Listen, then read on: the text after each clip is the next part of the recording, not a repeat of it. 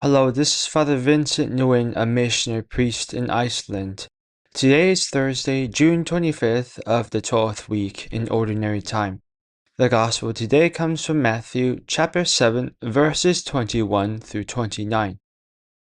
Jesus said to his disciples, "Not everyone who says to me, 'Lord, Lord,' will enter the kingdom of heaven, but only the one who does the will of my Father in heaven. Many will say to me on that day, 'Lord, Lord, did we not prophesy in your name? Did we not drive out demons in your name? Did we not do mighty deeds in your name?' Then I will declare to them solemnly, 'I never knew you. Depart from me, you evildoers.' Everyone who listens to these words of mine and acts on them will be like a wise man who built his house on rock. The rain fell, the floods came, and the winds blew and buffeted the house. But it did not collapse. It had been set solidly in rock. And everyone who listens to these words of mine, but does not act on them, will be like a fool who built his house on sand. The rain fell, the floods came, and the winds blew and buffeted the house. And it collapsed and was completely ruined." When Jesus finished these words, the crowds were astonished at his teaching, for he taught them as one having authority, and not as their scribes. In a world where people are constantly talking and too concerned about making a good impression, the importance of confirming what we say by our actions cannot be overemphasized enough. For example, it is too common for people to say they believe in God and love Him. When we look around to see who believes in God and love Him, we can find many. However, when we look around to see who is faithful to the commandments of God and to the teachings of the Catholic Church, we immediately find less people. This phenomenon is something that characterizes our modern world. The gospel we heard today is one of the passages where Jesus is blunt and honest with us. Sometimes Jesus says kind and gentle words because he wants to encourage and console us.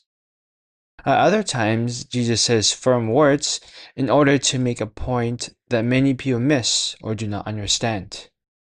Let's remember that everything Jesus did, said, and suffered, even unpleasant things, during his earthly life was done out of love and for the salvation of man.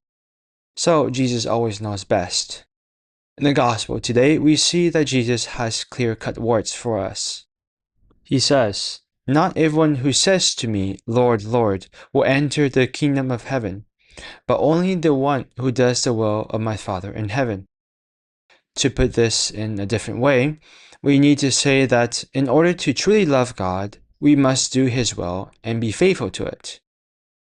God's will, that is, what God wants us to do, is manifested in His commandments and in the teachings of the Catholic Church.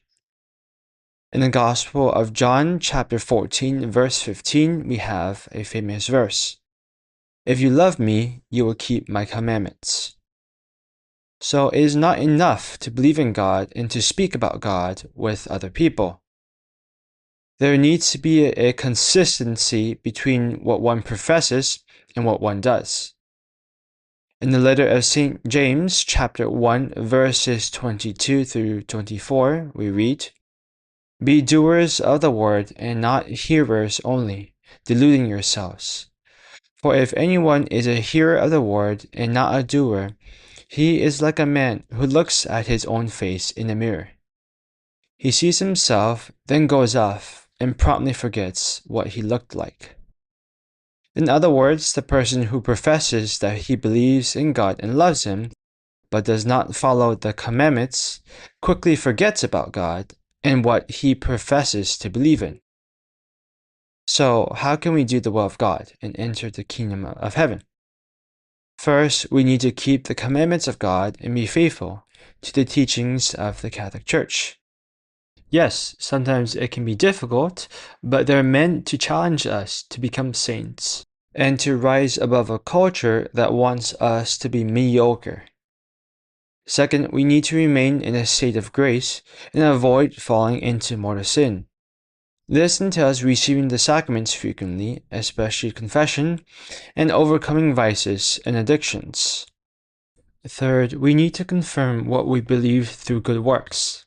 The number of possible good works we can do are infinite, such as volunteering at our parish, teaching catechism, praying the rosary daily, giving donations to a charity, etc. For this reason, we should always look for opportunities to do good, and to give thanks to God for having given us those opportunities. For each good work we do, it sanctifies ourselves and those around us. Today, with the help of Mary, Virgin most faithful, let's ask our Lord to give us the graces we need to keep the commandments of God and enter the kingdom of heaven. May God bless you all.